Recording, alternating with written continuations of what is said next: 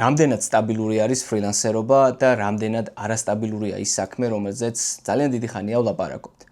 ვინც არ მიცნობთ, მე ვარ გურო, უკვე წლებია ფრილანსერი ვარ და 2 წელზე მეტია, რაც ადამიანებს ვეხმარები წარმატებული ფრილანს კარიერის აშენებაში და მინდა რომ დღევანდელ ვიდეოში ზუსტად იმ თემაზე ვისაუბრო, რომელიც თემაც ძალიან აქტუალურია ხოლმე, როდესაც ლაპარაკობენ ფრილანსერობაზე. და ძალიან ბევრი ადამიანი უსვამს ხაზს იმ ფაქტს, რომ ფრილანსინგი არის არასტაბილური, რომ პროექტები შეიძლება გაგიჩერდეს, შეიძლება დიდი ხანი ვერ იმუშაო და ასე შემდეგ და ამ ყველაფერს მინდა მარტივად აი ამ პატარა ვიდეოთი გავცე პასუხი. პირველ რიგში არ დაგავიწყეთ არხის გამოწერა, დალაიქება ვიდეოსი, მოწონება და დაკომენტარება. იქნება ეს თქვენ მიერ შემოთავაზებული თემები, ვიდეოს შეჯამება, შეფასება თუ ასე შემდეგ, არ აქვს ამას არსებითი მნიშვნელობა. ძალიან დამეხმარება თქვენია ეს უკავშირი, რომ საბოლოო ჯამში არხი გაიზარდოს, მეც мотиваცია უფრო მეტი მქონდეს და უფრო და უფრო საინტერესო მნიშვნელოვანი ვიდეოები გადავიღო თქვენთვის. ახლა მივუბრუნდეთ მაგ თემას, რამდენად სტაბილურია ფრილანსერობა, ან რამდენად არასტაბილური საქმეა ის, რაც ძალიან გვიყვარს, ხო? მოდი დავიწყოთ იქიდან, რომ ამ სამყაროში დღესდღეობით ყოველ შემთხვევაში სტაბილური არაფერი არ არსებობს. ნებისმიერ წამს და ნებისმიერ დროს შეუძლია კონკრეტულ კომპანიას გამოგიშვა სამსახურიდან და დაკტოვოს შემოსავლის გარეშე. და ასეთი შემთხვევები მომხდარა ძალიან ბევრჯერ, მით უმეტეს დღევანდელ ეპოქაში, როდესაც ხელოვნური ინტელექტი აქტიურად არის ჩართული ძალიან ბევრი მიმართულებით, კომპანიები იწყებენ კადრების შემცირებას და შესაბამისად ღამე მისდით ხოლმე იმეილები ამ თანამშრომლებს, რომ სამსახური დაკარგეს. ამიტომ, როდესაც ვლაპარაკობთ სტაბილურობაზე ან არასტაბილურობაზე, ერთი რამ უნდა გავითავისოთ, რომ დღესდღეობით, აი ამ მოცემულობით არაფერი არასტაბილური და რაც უფრო მალე შეეგუები ამ ყველაფერს და რაც უფრო მალე გადახარშავ იმას, რომ ნებისმიერ წამს და ნებისმიერ დროს შეიძლება დასრულდეს რაღაც, მით უფრო მალე მიაღწევ წარმატებასაც და რას გულისხმობ ახლა. როდესაც ჩვენ ფრილანსერობაზე ვლაპარაკობთ და მით უფრო საუბრობთ ადამიანზე, რომელიც ძალიან წარმატებული ფრილანსერია, მაგარი შედეგები აქვს, კარგი შემოსავალი აქვს, არ უნდა დაგვავიწყდეს ისიც, რომ ასეთი ადამიანები, ასეთი პროფესიონალები არასდროს არ იძინებენ შიშით და საერთოდ არ აინტერესებთ ხვალ ვინმე სამსახურიდან გამოუშვებს, პროექტი დაიხურება თუ რა მოხდება მათ ცხოვრებაში და რატო ახლა ძალიან მარტივი ახსნა აქვს ამ ყველაფერს. იმიტომ რომ როდესაც შენ ახვალ მწვერვალზე, ასე ვთქვათ, პიკზე და შეიძლება პიკზე არც იყო და ქვემოთ იყო ოდნავ ან ბარში იყო, არ აქვს ამას არსებითი მნიშვნელობა. შემოსავლის კუთხით, როდესაც შენ იგრძნობ, რომ იმაზე მეტი გაქვს ვიდრე ელოდი, ან ის შემოსავალი გაქვს, რომელიც შენ გჭირდებოდა, მერე უკვე ხო, აი ამ ყველაფრის თავმოყრას როცა ახერხებ, საბოლოო ჯამში ხვდები ერთ რამეს, რომ თუ შემოსავალი გაქვს 1000 ლარი, 1000 ლარი არ უნდა დახარჯო. ეს არის 2x2 4, ფინანსური ექსპერტი არ ვარ, ფინანსებს არ ვასწავლი, არაფერი, მაგრამ მე პირადად ჩემ გამოცდილებას გიზიარებთ რა. გამოცდილ ფრილანსერს არასდროს ეშინია პროექტის დახურვის ან გაჩერების, იმიტომ რომ მას აქვს იმდენი დანაზოგი, რამდენიც ეყოფა 6 თვე მაინც, რომ ახალი პროექტი მოძებნოს.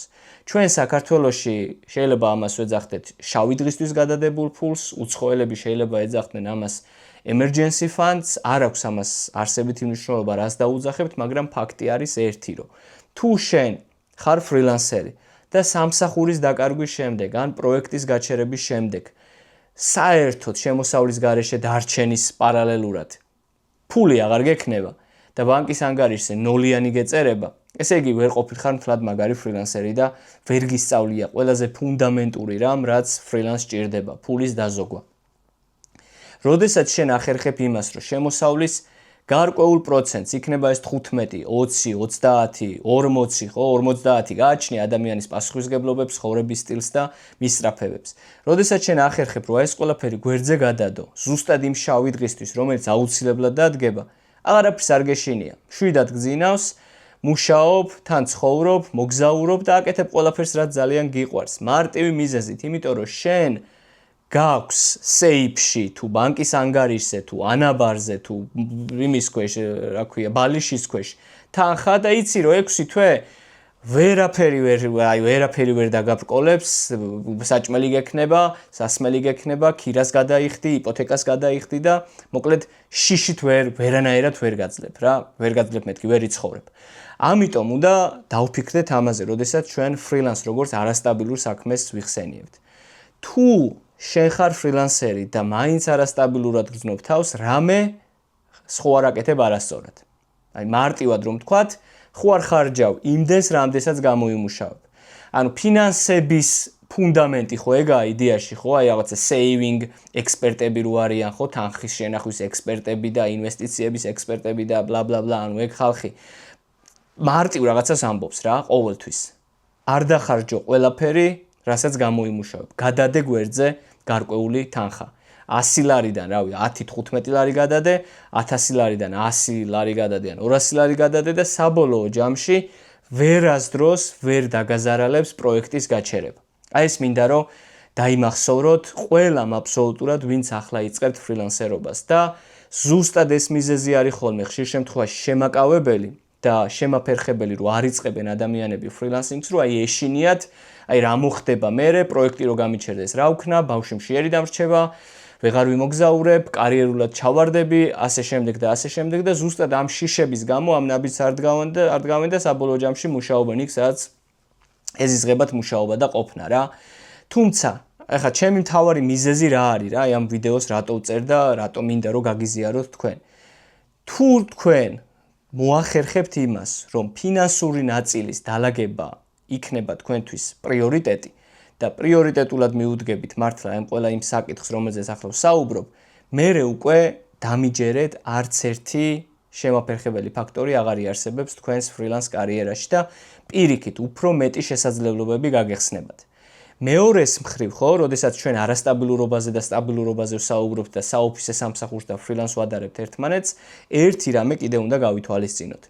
თუ შენ ოფისში მუშაობ დილის 9-დან საღამოს 6-მდე, მიკედლებული ხარ მხოლოდ და მხოლოდ ერთ კომპანიას, ხო ასეა? მეორე კომპანიაში შეიძლება იმუშაო ღამის სმენაში სიტყვაზე, მაგრამ როგორც წესი, ვინც ოფისში მუშაობთ, კარგად იცით, რომ იქიდან ისეთები მოდიხართ, დაღლილები, განადგურებულები, რომ მეორედ კიდე ოფისში ჯდომას, რავი, ძალიან იშვიათად თუ ახერხებდეს ადამიანი, ხო?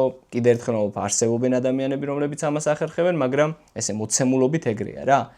და როდესაც ფრილანსერი ხარ, შენ არა მხოლოდ ერთ კომპანიაში და არა მხოლოდ ერთ პროექტზე, არამედ რამდენიმე კომპანიაში და რამდენიმე პროექტზე შეიძლება იმუშაო. და ერთი თუ ჩაგივარდება და ერთი თუ დაიხურება, მეორე მესამე დაგრჩება. და ამ შემთხვევაში თუ შენ ოფისში მუშაობ და ეგ ოფისი დაიხურება ან იმ სამსახურიდან გამოგიშვებენ, საერთოდ არაფერი არ რჩება. ამით ჯობია კიდე ფრილანსერობა რა და საბოლოო ჯამში უნდა მოვახერხოთ ეს, ანუ ჩვენ თავს მოხვეული აზრები რაღაცნაირად უნდა გავდევნოთ და დავფიქრდეთ ერთ მარტივ ჭეშმარიტებაზე რა. რამდენად გვაქვს დანაზოგი საიმისოდ, რომ ფრილანსი დავიწყოთ? რამდენად გვაქვს დანაზოგი საიმისოდ, რომ ფრილანსი გავაგრძელოთ? და რას შვებით მაშინ, როდესაც ყველაზე რთულ სიტუაციაში აღმოჩნდებით? პროექტი დასრულდება, სამსახურიდან გამოგვიშვებენ თუ, რავი, რაღაცა სხვა ჯანმრთელობის პრობლემა შეგვექმნება და მოგვიწევს იქიდან წამოსვლა. ან მოგვბეზრდება რა, დავიღლებით იმ ერთ პროექტზე მუშაობით. რას ვაკეთებთ მაშინ? და წარმატებული და გამოცდილი ფრილანსერი გეტყვის შემდეგს. არაფერს არ ვაკეთებ, ძმაო, აგერ 6 თვიდან 1 წლამდე დანაზოგი მაქვს, წავალ ცოტას ვიმოგზაურებ, დავისვენებ, ოჯახთან დროს გავატარებ, ამასობაში ნელ-ნელა ახალ პროექტებსაც ავიღებ და მე უკვე მშვიდად გავაგრძელებ იმ საქმის კეთებას, რომელიც ძალიან მიყვარს. და თუ აი ამ დონემდე მივალთ და აი ამ ტიპის ფრილანსერებით მოვიქცევით მთელი ამ ჩვენი კარიერის განმავლობაში თუ მთელი ცხოვრების განმავლობაში, საერთოდ აღარ ვიტყვით იმას, რომ ფრილანსი არის არასტაბილური საქმე და პირიქით შეგვიყვარდება ის არასტაბილურობა, რომელიც გახდება ჩვენი ყოველდღიურობა რა. და სხვათა შორის წეღარო გამოსვლა ვახსენე, იქ უთხარი დამსწრე საზოგადოებას ხალხს, რომ მე მიყვარს და ვგიჟდები არასტაბილურობაზე თქო, იმიტომ რომ რამდენადაც არასტაბილური ხარ, იმდენად მოტივირებული ხარ, რომ იმაზე მეტი გამოიმუშაო, ვიდრე შენ გინდა, ან გჭირდება, ან ელოდები. და რო იცი რომ პასუხისმგებლობები გაქვს, მუდმივად მოძრაობ და არ ხარ კომფორტის ზონაში ჩარჩენილი, რაც საბოლოო ჯამში ღუპავს ხოლმე და გვანადგურებს რა. მოკლედ, რო შევაჯამო ახლა ხალხო. ნუ გეშინიათ ფრილანსში არასტაბილურობის და პირიქით, გადალახეთ ეს შიშები, უთხარით თქვენს თავს, რომ ხართ ჯერ ერთი ისეთი კადრი, რომელსაც ესე მარტივად ვერავინ ვერ გაუშვებს და მეორე მხრივ, რომც მოხდეს რაღაც, ცხოვრებაა ყველაფერი ხდება, თქვენ გაქვთ საკმარისი დანაზოგი საიმისოდ, რომ ახალი პროექტი აიღოთ, ახალი საქმე დაიწყოთ და პირველ რიგში დაისვენოთ და მენტალურ ჯანმრთელობას მიხედოთ და ოჯახთანაც დრო გაატაროთ. აი ეს არის მთავარი არსი ამ ვიდეოსი, რომ მოგიწოდოთ, გთხოვოთ, რომ ეგ შიშები გადალახეთ, მოიშორეთ, დაიწყეთ ფრილანსერობა, იმიტომ რომ ყველაფერი არასტაბილურია და მათ შორის შეიძლება ფრილანსიც იყოს არასტაბილური, თუ ფინანსების კუთხით არ გაქვს დალაგებული ყველაფერი. და საბოლოო ჯამში ფინანსების სწავლა არის უმნიშვნელოვანესი, რადგან აი ეს გაქცევს მერე უკვე წარმატებულ ადამიანად. და სხვათა შორის გეგმაში მაქვს, რომ ჩემი საყვარელი წიგნები გაგიზიაროთ, რომელიც დაგეხმარებათ ფრილანსში წარმატების მიღწევაში, ოღონდ ფინანსების კუთხით და თუ დაგაინტერესებთ, დამიკომენტარეთ ყველა ვარიანტში, რომ მივხვდე, რომ თქვენთვის ეს მნიშვნელოვანი თემაა და გადავიღებ ერთ ვიდეოს და აუცილებლად გაგიზიარებთ. რაც შეეხება იმ კატეგორიას, რომლებიც ხართ ახლა, არიცით როგორ გადადგათ ეს ნაბიჯები და საით წახვიდეთ და როგორ დაიწყოთ ფრილანსერობა, თქვენთვისაც კარგი ამბავი მაქვს. თვეში ერთხელ მე მაქვს პროგრამა, რომელსაც ქვია გზა ფრილანსერობამდე და დამწყებ ფრილანსერებს ვეხმარები, რომ გახდნენ წარმატებული ფრილანსერები, გადადგან პირველი ნაბიჯები და მიაღწიონ იმ თავისუფლებას, რომელიც ფრილანსს ახლავს. და თუ ეს ყველაფერი შენთვის ან თქვენთვის საინტერესო და მისაღებია, მომძებნე LinkedIn-ზე, აღწერაში არის ჩემი LinkedIn-ის ლინკი, გადმოდი, დამიმატე, დამიმეგობრდი, მომწერე, რომ დაინტერესებული ხარ ამ ყველაფრით და გაგიზიარებ დეტალებს, დავრეგისტრირდეთ და მივაღწიოთ წარმატებას. ვიმოგზაუროთ მსოფლიოს ნებისმიერ წერტილიდან ვიმუშაოთ, აღარ ვიყოთ მიკედლებული ერთ ადგილს, ოფისს, სკამს და უფრო მეტი შესაძლებლობები გავიჩინოთ. სულ ეს იყო დღეისთვის მეგობრებო, არ დაგავიწყდეთ არხის გამოწერა, დაალაიქეთ, დამიკომენტარეთ თქვენი შეფასებები, გამიზიარეთ როგორია თქვენი გამოცდილება ამ საკითხებთან დაკავშირებით და ვიმსჯელოთ, ვილაპარაკოთ და ერთი კარგი, აი ესეთი საზოგადოება შევქმნათ აი ამ YouTube არხზე რა. მინდა რომ შემოვიკრიბო ბევრი ფრილანსერი, აი ამ თემით დაინტერესებული ადამიანები და მე უკვე ერთად წავიდეთ წარმატებისკენ.